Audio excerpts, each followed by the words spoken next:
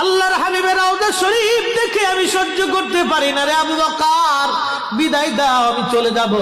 চলে গেলেন নবীর পাগল।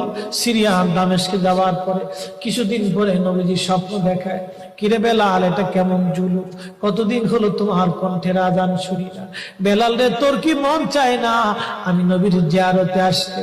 বেলাল আয়, আমি নবীর জিয়ারতে আয় রে বেলাল আয়, কতদিন হলো তোমার কণ্ঠের আজান শুনি না। স্বপ্ন যখন নবীজি দেখাইছে, এ মুসলমান, হযরতে বেলাল সুদূর সিরিয়ার দামেস্ক থেকে পাগলের মতো দৌড়াইলেন, পাগলের মতো ছুটে আসলেন। যখন মদিনাতে আসলেন তখন তাহাজ্জুদের সময় চলতেছিল। তাহাজ্জুদের সময় চলার সময় হযরত বেলাল রাদিয়াল্লাহু আনহু কাঠের জালি দিয়ে তখন রওজা শরীফ ঘিরে রাখা ছিল। ওই জালির পাশে বসে বসে জালির সঙ্গে মাথা ঠেকাইয়া নবীর পাগল বসে বসে গুনগুন গুনগুন করে কাঁদে আর বলে,